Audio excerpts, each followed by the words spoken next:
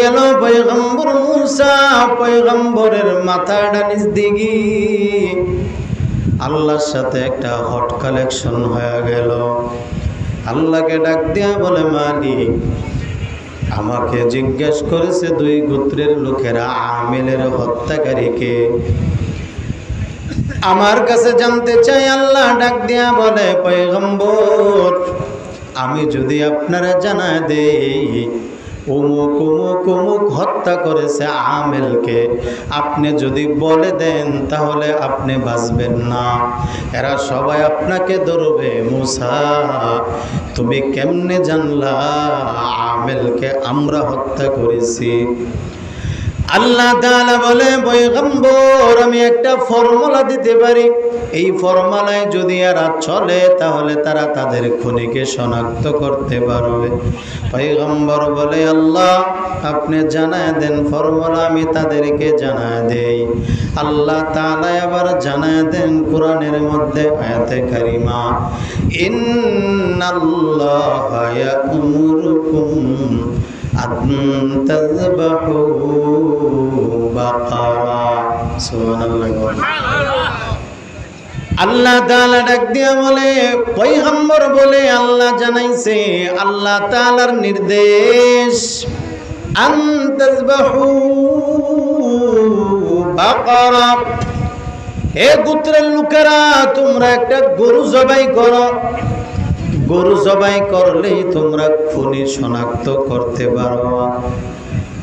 এবার সবাই বলে, মূসা তুমি কি পাগল? একটা মার্ডার হয়ে গেল আমেল, আবার আর একটা গরুরে জবাই করব, এটা কেমন পাগলামি? এবার সবাই ডাক দিয়ে বলে, ক্বালু আতাত্তাখিযুনা হুজুয়া, হে তোমরা কি আমার সাথে ঠাট্টা করো? এই কথা বলার পর মূসা নবী বলে, ক্বালা আউযু বিল্লাহি আন আকুনা মিনাল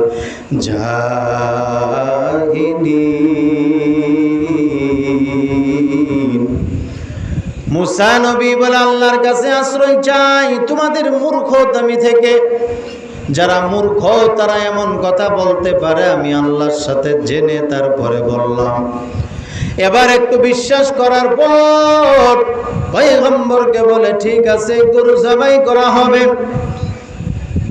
আল্লাহ তাআলা এতটুকু বললেন, গরু জবাই করবে আর খুনি শনাক্ত হয়ে যাবে, কিন্তু এটা গোত্রের কাছে ভালো লাগে নাই।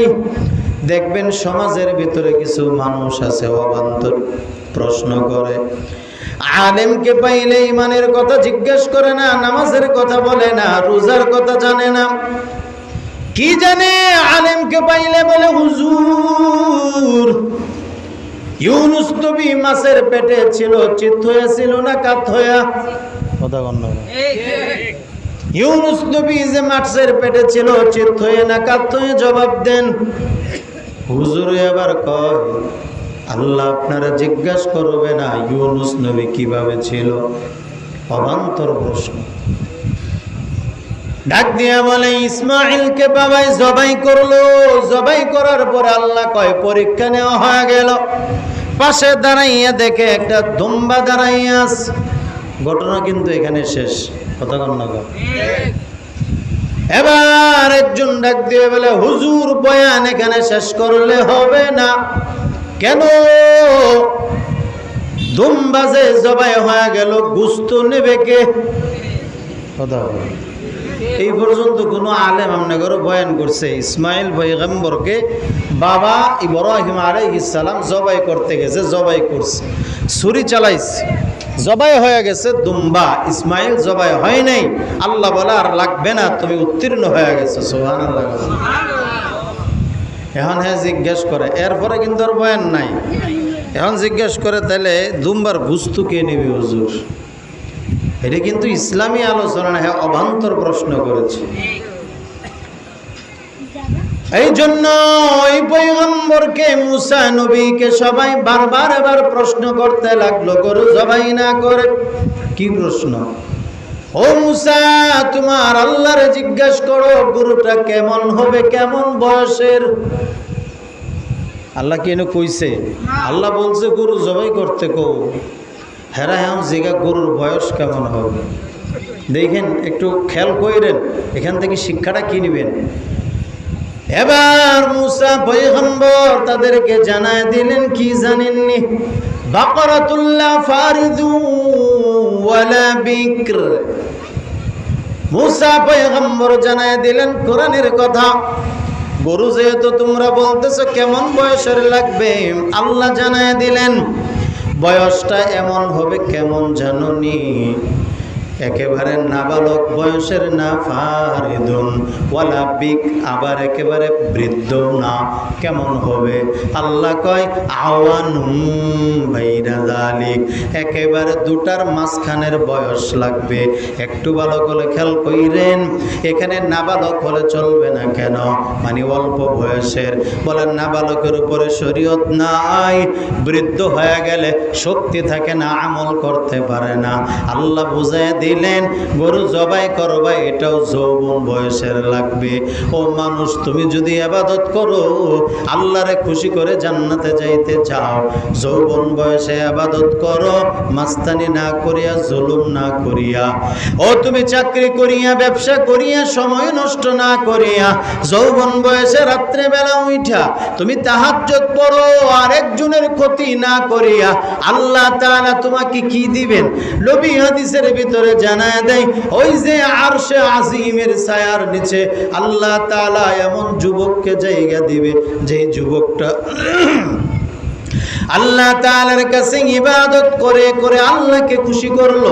আল্লাহ তাআলা এমন যুবককে ওই দিন ছায়ার নিচে টিকিট দিবেন, যাও তোমাকে আমি আল্লাহ জায়গা দিলাম, এত তাপের ভিতরে তুমি আশ্রয় নাও, শান্তির বাতাস ওই যে আরশে আজিমের ছায়ার মধ্যে।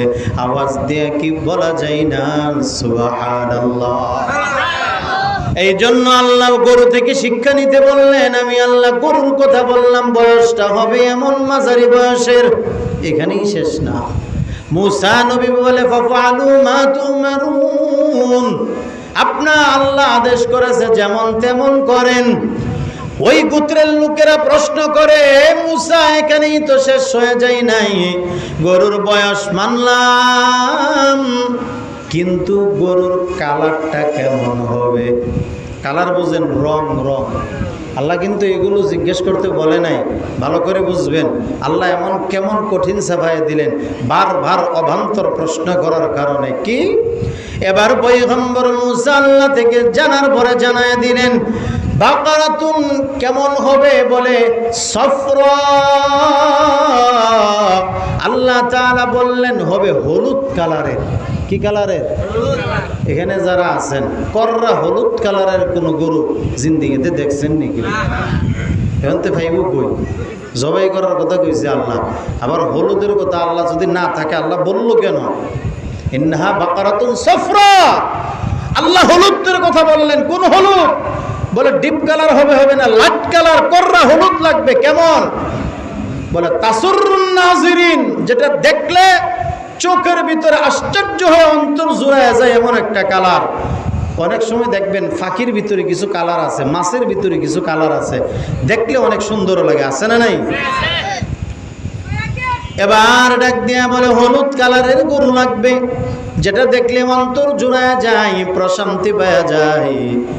এরপরেও কি কই জানেননি? বলে মুসা কালার লাগবে হলুদ, এরপরেও তো আমরা বুঝতেছি না, আরেকটু সহজ করে বলো না গরুটা কেমন হবে? এবার আল্লাহ তাআলা বর্ণনা দিয়ে জানায় দিলেন, এমন হবে গরুটা কেমন? ইন্নাহা বাকারাতুল্লাহ যালুলুন তুসিরুল আরদ ওয়ালা তাসকিল হারস। আল্লাহ কয়, পণ্ডিত আছে না, তো পণ্ডিতের কিন্তু কপালে দুঃখ আছে। বেশি চালাক আর বেশি পণ্ডিতের কপালে দুঃখ আছে। এবার মুসা পয়গম্বর বললেন গরুটা এমন লাগবে, জালুলুন, অপমানিত হয়েছে এমন গরু হলে হবে না। অপমান মানে যেই গরুর দ্বারা তুসিরুল আরদ, জমিন চাষ করা হয়েছে, এমন গরু হলে হবে না। আর কেমন? ওয়ালা তাসকিল হারস, পানির কাজে খেতে ব্যবহার করেছে কোনো গরুকে, এটা হলেও হবে না।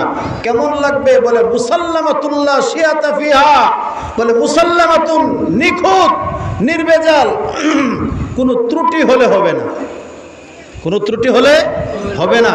এখন হেরা কি কই জানেননি? দেখেন কেমন বোকা। ক্বালুল আনা জিতা বিল হক। মুসা এতক্ষণে একটা বর্ণনা দিছ, এটা ঠিক আছে, এতক্ষণে বলে ঠিক আছে, এবার কি করা লাগবে? পয়গম্বর মুসা বলে যাও এবার গরু তালাশ করে নিয়ে আসো। এবার দুই গোত্রের লোকেরা চারটা ভাগ হইয়া, কেউ যায় ডানে, কেউ বামে, কেউ সামনে, কেউ পিছনে। সন্ধ্যা পর্যন্ত হলুদ গরু তালাশ করে, কোথাও পাই না। আবার সন্ধ্যাবেলায় চলে আসে। এবার কয় কেমন একটা বর্ণনা জানলাম, গরু তো ভাই না, শনাক্ত হবে কেমনে আমাদের খুনি? এই কথা তার মাথার ভিতরে আর ঢুকে না। গরু তালাশ করে পাই না, আল্লাহ তাআলা সহজ করে দিলেন কেমনে? ওই জমানায় আল্লাহ তাআলার এক বান্দা, বড় বুজুর্গ আল্লাহওয়ালা, পয়গম্বরের হাতে কালিমা পড়ে মুসলমান। এত আল্লাহওয়ালা বুজুর্গ, তিনার মৃত্যুর আগে আগে স্ত্রীকে ডাক দিয়ে বলে, ও আমার স্ত্রী, তোমার গর্ভে একটা সন্তান আছে আমার, এই সন্তানটা জন্ম নেবে, আমি মারা যাচ্ছি। আমার সন্তানের বয়স যখন হবে 18 বছর, একটু কন্যা কত বছর? 18 বছর যেদিন পুরা বয়স হবে, আমার ছেলে সন্তান যদি হয়, আমাদের বাড়ির পাশে জংলার মধ্যে আমি একটা গরুর বাছুর ছেড়ে যাচ্ছি। ওই 18 বছর সন্তান হলে আমার সন্তানটারে পাঠায় দিবা। আমার সন্তান যা দেখবে ওই বাছুরটা জংলার ভিতরে আছে, নিয়ে আসবে। স্ত্রী ডাক দিয়ে বলে, স্বামী হে, 18 বছর একটা গাভী বেঁচে থাকবে, এটা তো আমি বিশ্বাস করতে পারি না। স্বামী ডাক দিয়া বলে, ও আমার স্ত্রী, তোমার যেটা বলছি সেটা করবা, আমার সন্তানটারে তুমি পাঠায়া দিবা, আমার সন্তান ওই বাছুর দ্বারা উপকৃত হবে। এই কথা বলার পর বুজুর্গ আল্লাহওয়ালাটা মারা গেল। স্ত্রীর গর্ভে সন্তান আসলো। মারা যাওয়ার পর গর্ভ থেকে সন্তান দুনিয়াতে আসলো। 11 বছর বয়স হয়ে গেল। মায়ের খেদমত শুরু করে দিল। 15 বছর মায়ের খেদমত করে। মায়ের খেদমত তো বুঝাইতে পারবো না, আমরা কেমন সন্তান আমরা জানেননি। আমরা মারে ডাক দিয়া বলি, মা আমার একটু পান বানায় দাও না। উচিত ছিল মায়ের খেদমত করো, মা পান খাওয়া, মাকে পানটা বানাইয়া দেওয়া, এটা হলো মায়ের খেদমত। আর আমরা বলি, মা আমারে পান বানায় দাও। ঠিক কি ঠিক না? খেদমত কে বলে না? সন্তান মায়ের এত খেদমত করে, খেদমত করে করে 17 বছর হয়ে গেল। মা দোয়া করে, মালিক আমার সন্তান 17 বছর হলো, 11 বছর বয়স থেকে আমার সন্তান আমার খেদমত করে। আমি আমার সন্তানের উপরে মা বড় খুশি। মায়ের অবস্থা জানেননি?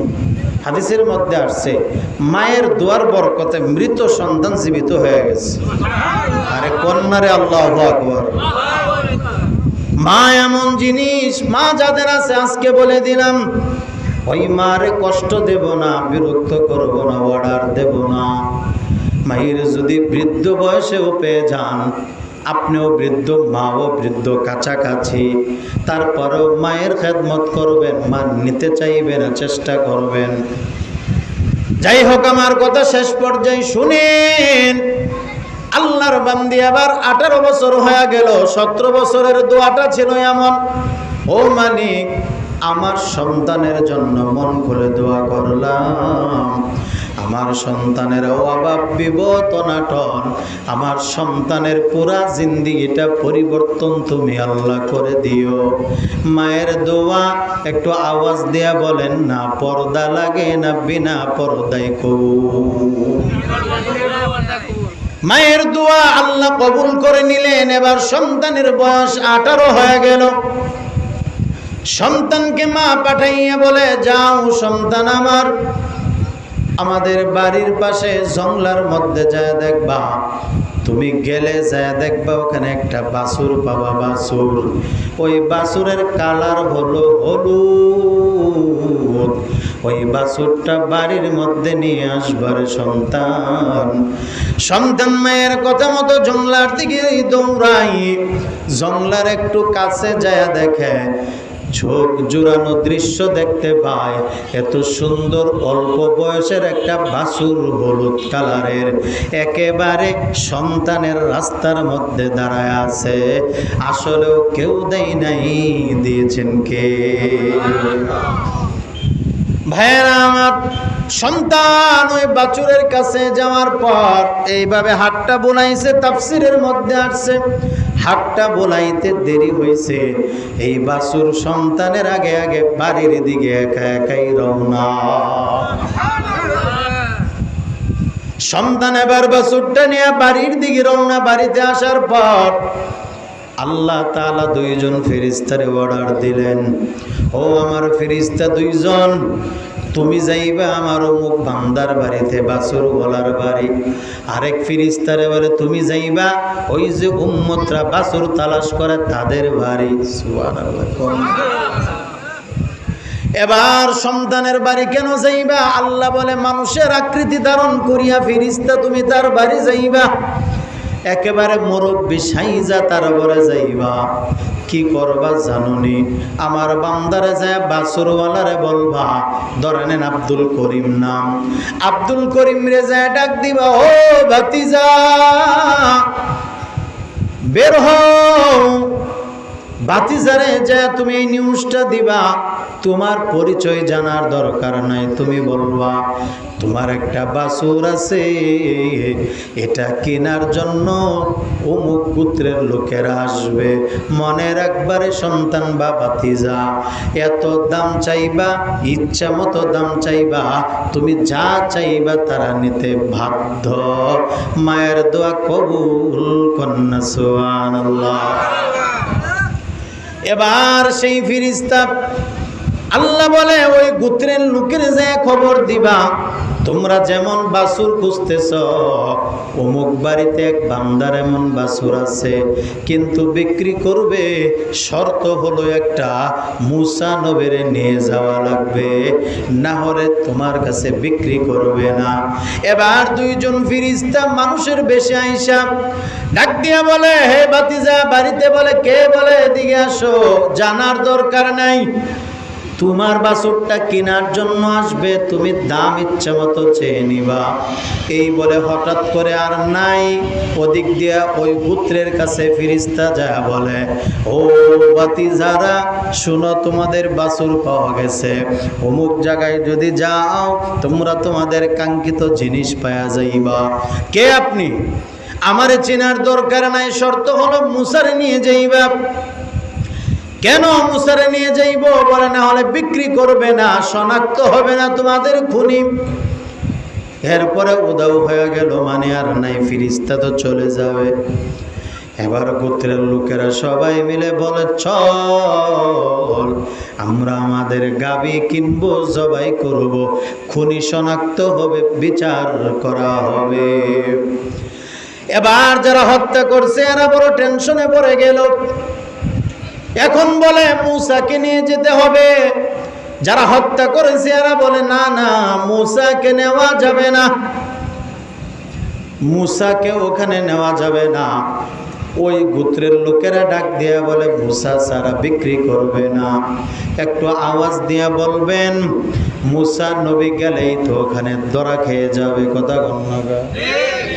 বর্তমান সমাজে দেখবেন প্যান্ট শার্ট পরা জেনারেল মূর্খ অথবা মাতাব্বর আছে, রাগ করিয়েন না। আল্লাহর কসম করে বলে যাই, শরীয়তের বিচার জানে না। কিন্তু দেখবেন কোন দরবারের মধ্যে বিচার হচ্ছে, ইনসাফ নাই, জুলুম হচ্ছে। আজকে বিচার শেষ হবে না, কালকে। কবে? কালকে কেন? রাত্রেবেলায় যে পরের দিন অন্য কিছু। কি ব্যাপার? বিচার এমন কে? বলো বিচার এমন কে বুঝো না? রাত্রেবেলা আমরা মাতাব্বররা তথ্য নিছি, কিন্তু ঝামেলা আছে, এখন বিচার উল্লে গেছে। রাত্রেবেলা বুঝেন না এই কথাটা? এই জন্য দেখবেন আলেমদেরকে কোনো মজলিসে বিচারের মধ্যে রাখে না, ইমাম রাখে না। কথা বলেন, এই মাদ্রাসার কোনো হুজুর আপনারা বিচারে রাখেন? হুজুরের সামনে খাইতে পারবেন? উল্টা পাল্টা বিচার করতে পারবেন? ঠিক মুসা নবীকে নেওয়া যাবে না, নিলেই শনাক্ত হয়ে যাবে আমরা যে খুনি। কি করবে? অন্য ধর্মের অন্যের গোত্রের লোকেরা কয় তোমার সমস্যা কি? মুসারে নিলেই তো সুবিধা। সুবহানাল্লাহ। আরে মুসারে নিলেই তো সুবিধা, তোমাদের অসুবিধা কি? এখন যদি বেশি চাপা মারে তাহলে ধরা খেয়ে যাবে। ঠিক আছে, তাহলে মুসারে লও, অসুবিধা নাই। এদিকে তাকান, সমস্যা হইতেছে আপনাদের। এখন মুসারে নিয়ে গেছে, হ্যাঁ ভালো করে বুঝেন, শেষ কিন্তু। এবার মুসা পয়গম্বরকে নিয়ে দুই গোত্রের লোকেরা বাছুর ওয়ালার বাড়িতে হাজির। এবার ডাক দিয়া বলে, ভাতিজা বের হও, তোমার বাছুর আছে? বলে হ্যাঁ। নিয়ে আসো। বিক্রি করবা? বলে হ্যাঁ। বাছুর দেখিয়া দেখে যেমন বর্ণনা, একটু অপমানের চিহ্ন নাই, যেমন বয়সের তেমন বয়স, এমন হলুদ কররা কালার পেয়ে তো তারা বড় খুশি। কেন খুশি জানেননি? একবার বলেছিল ওয়া ইন্না ইনশা আল্লাহু লামুহতাদুন, আল্লাহ চাহে তো আমরা পেয়ে যাব, এই জন্য আল্লাহ ব্যবস্থা করে দিয়েছেন। সুবহানাল্লাহ। একবার কইছিল এরা যে ইনশাআল্লাহ ভাইয়া যাবো, আল্লাহ মিলাই দিচ্ছে। ইনশাআল্লাহ কোয়েন মাঝে মাঝে ভাই। এবার ডাক দিয়া বলে, তোমার গরু বিক্রি করবা কত? দেখেন কি কয় সন্তান। এবার ডাক দিয়া বলে, আমার গরু যদি কিনতে চান শর্ত হলো আগে জবাই করা লাগবে। কি বলো? বলে হ্যাঁ, আগে গরু জবাই করতে হবে। গরু জবাই করার পর গরুর চামড়াটা চুলাইবা। চামড়াটা চুলানোর পর চারজনে চার কোণারে ধরবা। চার কোণারে ধরার পর মাঝখানে যে গর্ত হবে, এই গর্ত ভরে চামড়াটা ভরে সোনা জওহর হীরা মুদ্রা দিতে হবে। একজনকে ও মা সুজু হে সৎ ব্যবহার, তোমার এত কিছু দেওয়া লাগবে না। না না, এইভাবে আমরা গরু নিতে পারবো না। যারা হত্যা করেছে এরা কয় ধরা খামো, এই তো কিছু দেওয়া যাবে না। অন্য গোত্রের লোকেরা কয় তুমি একা দিবানি, সবাই মিলে দিব। তারপরেও তো পাইছি, শনাক্ত করা লাগবে আমেলের খুনিকে। এবার ওটা বনিয়া যখন সবকিছু দেওয়ার পর গরু জবাই করার পরে চামড়ার মধ্যে যখন মুদ্রা জওহর দেওয়া শেষ হয়ে গেল, এবার ডাক দেয়া বলে, মুসা পয়গম্বর এবার বলেন কি করব আমরা? গোশত তো পাইলাম, জবাই করলাম, আপনার রব বলেছে আনতাজবাহু বাকারা, জবাই তো হয়ে গেল। এবার মুসা নবী ডাক দিয়ে বলে, রানের গোশত আছে না, ওখান থেকে একটু গোশত নেব, এই গোশতটা নিয়ে সবাই তোমরা আমার সাথে আসো। কই যাবো? বলে কেন? আমেলের গুরুস্থানে। কি করব? বলে আসো আমার সাথে। গুরুস্থানে নেওয়ার পরে মুসা পয়গম্বর কয়, সবাই গুল হইয়া গুরুস্থানের মাঝখানে দাঁড়াও। গুল হয়ে গুরুস্থান মাঝখানে, সবাই যেন দেখতে পারো, সবাই যেন নিজের চোখে দেখতে পারো কে আমেলের খুনি। এটা তোমার স্পষ্ট শুনবা, দেখবা, এজন্য গুল হয়ে দাঁড়াও যেন দেখতে পারো। সবাই গুল হয়ে দাঁড়াইছে। এখন শুধু এই কাজটা বাকি, কিভাবে তারা জানবে? এই গোশতের দ্বারা। বলবো নি? বলবো? হুজুরই তো এসে পড়তেছে।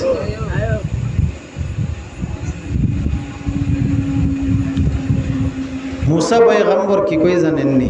আল্লাহ আমারা জানাইছে এই গোশতটা কবরের উপরে গোশত দিয়ে একটু আঘাত করো, বাড়ি দাও, টাচ করো। সুবহানাল্লাহ। জীবিতকে মারার মালিক কে? আল্লাহর নামের আওয়াজ তো তারা কান্দাবাসী এর চেয়ে বেশি দিবে না। কারণ নির্বাচন সামনে আছে, আওয়াজ দিলে তো অসুবিধা। বলেন না, জীবিতরে মারার মালিককে? মৃত্যুরে জীবিত করতে পারে এই ক্ষমতা আল্লাহর আসেনি? হ্যাঁ, জোরে বলেন আসেনি? মুসা আলাইহিস সালাম বুস্তের দ্বারা টাচ করলেন, আল্লাহ তাআলার অর্ডারে আমেল কবরের উপরে বসে গেছে জীবিত হয়ে। আওয়াজ করে কন্যা আল্লাহু আকবার। আর একটু আস্তে কোন আল্লাহু আকবার। আমেল এবার কবরের উপর বসিয়া একদমে ডাক দিয়ে বলে, এই যে আমার চাচাতো ভাই, ধরে নেন আব্দুস সালাম, হে আব্দুর রহিম, এ হলো আব্দুল করিম, এরা মিলে আমি আমেলকে সম্পদের লোভে জবাই করেছে। যাকে হত্যা করেছে ও যদি জীবিত হয়ে কয় আমার এরা মারছে, এই পৃথিবীর বুকে সন্দেহ করার কোনো কারণ থাকবে? আর কেউ সন্দেহ করবে? তো আল্লাহর ফয়সালা, আল্লাহর বিচার, আল্লাহর ইনসাফ এত সুন্দর, এরকম কোনো বিচার দুনিয়ার কোনো মানুষ করে? কথা কোন নাগা? আমেল এবার বলে এরা জবাই করেছে। এই কথাটা বলার পর আমেল আবার আগের মতো কবরে চলে গেছে। এবার আপনারা প্রশ্ন করতে পারেন, হুজুর এই জায়গার মধ্যে এতক্ষণ বর্ণনা করলেন বাকারা সূরা থেকে গাভীর কথা, যদি প্রশ্ন করেন একজনকে আল্লাহ তাআলা একটা খুনিকে শনাক্ত করার জন্য আবার আর একটা বাছুরকে মেরে ফেললো, বাছুরকে জবাই করা হলো, তার কারণ কি? আল্লাহ তো এটা ছাড়াও পারতেন, আল্লাহ বুঝায় দিলেন আসল কথা হলো জানার জন্য এটা।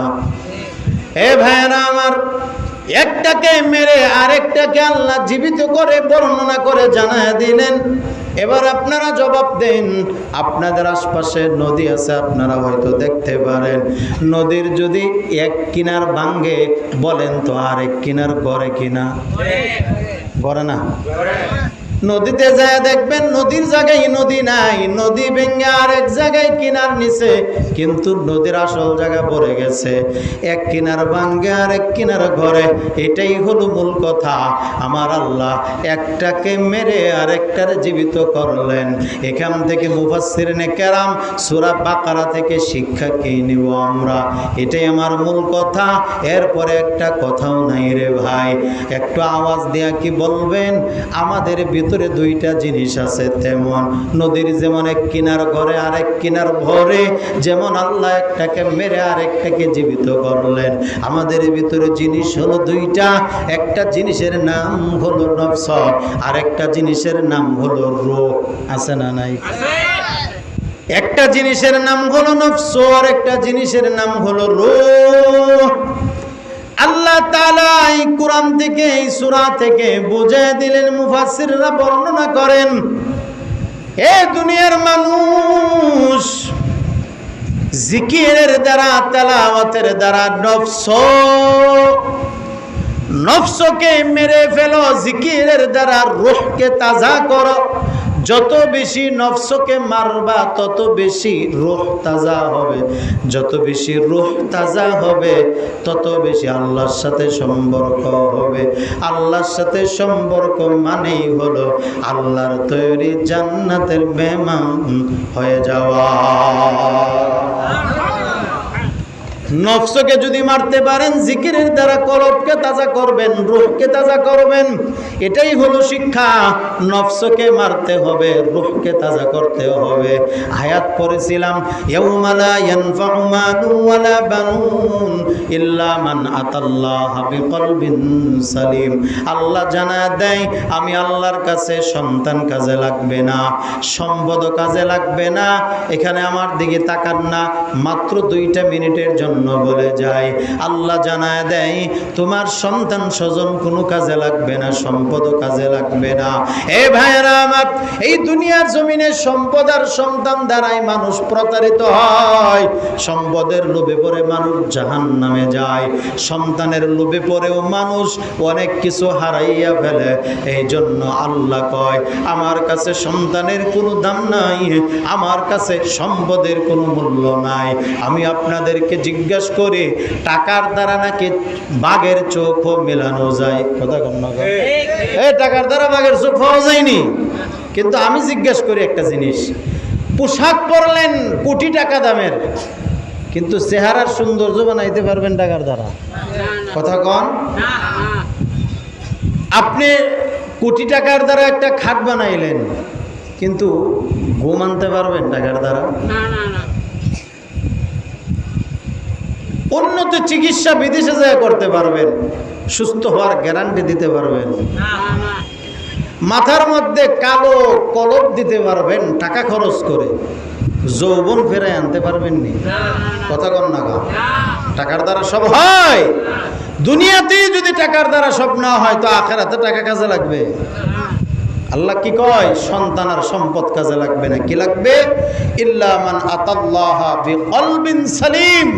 আল্লাহ কয় আমার কাছে একটা বিশুদ্ধ নির্ভেজাল একটা রূহ, একটা আত্মা, একটা কলব কাজে লাগবে। এটা যদি নিয়ে আসতে পারো আমি আল্লাহর সাথে সম্পর্ক করে, এটাই তোমার কাজে লাগবে, অন্য কিছু কাজে লাগবে না। সুবহানাল্লাহ কর না? আজকের এটা ইসলাহি মাহফিল। কি মাহফিল? ইসলাহ মানে সংশোধন। ইসলাহ মানে সংশোধন। কি সংশোধন করব? এক নাম্বার, কলব সংশোধন করব, আমল সংশোধন করব। গুনাহ ছাড়ব তো আমল ধরব, তো কলব সুন্দর হবে। না পারলে অন্তত জিকিরের দ্বারা সব সময় আল্লাহকে স্মরণ করব। পারবো ইনশাআল্লাহ? পারবো ইনশাআল্লাহ? আল্লাহ আমাদেরকে বোঝার তৌফিক দান করেন, বলেন আমিন। কষ্ট পেয়েছেন আপনারা? কষ্ট পেয়েছেন? শুনেন, যেহেতু হুজুরের জন্য রাস্তায় দাঁড়ায় আছে, হয়তো বা আসতেছে, আমি আপনাদের মাঝে শেষ করার আগে এটা বলি, আপনাদের কি বলে এটাকে, আপনাদের অনেকের সন্দুক আছে, অনেকের বেশি দামি আলমারি আছে, অনেক দামি পোশাক আপনারা রাখেন, কিন্তু আমারা বলেন তো, স্বর্ণ ওই সন্দুকের তালা থাকে না, কম্বল থাকে ভিতরে, কিন্তু ছোট্ট একটা জিনিস ছোট্ট একটা বাক্সের ভিতরে থাকে, এটা কয়েকটা তালার ভিতরে থাকে। এই স্বর্ণ জিনিসটা এত দামি, যদি ঘরে আগুন লেগে যায়, ওটাকে আনার জন্য মানুষ আগুনে ফুরেও স্বর্ণ আনতে যায়। কথা কন না? কেন? অনেক মূল্যবান জিনিস। এই মূল্যবান জিনিস এত দামি, এই কলবটা অনেক মূল্যবান। যেখানে কি থাকে? স্বর্ণ থাকে না, আমার মাওলার মহাব্বত এখানে থাকে। সুবহানাল্লাহ। আল্লাহর মহাব্বত যেখানে থাকে, এটাকে দামি বানাতে হবে, এই কলবকে পরিষ্কার করতে হবে, এটাই মূল কথা। এজন্য মুহতারাম হাজিরিন, আজকের ইসলাহি মাহফিল এটা গতানুগতিক মাহফিল না। এজন্য এই মাহফিলে ইসলাহ হওয়ার জন্য আসা যারা এখানে আসছি, আপনারা যদি ভুল বুঝে থাকেন, মাহফিল তো মাহফিলই না, এরকম মাহফিল যেহেতু নাম দেওয়া হয়েছে মাসিক ইসলাহি মাহফিল, অতএব এখানে শুধু কলব পরিষ্কারের জন্য, আত্মা সংশোধনের জন্য সেরেফ খাস কিছু বয়ান এখানে হয়।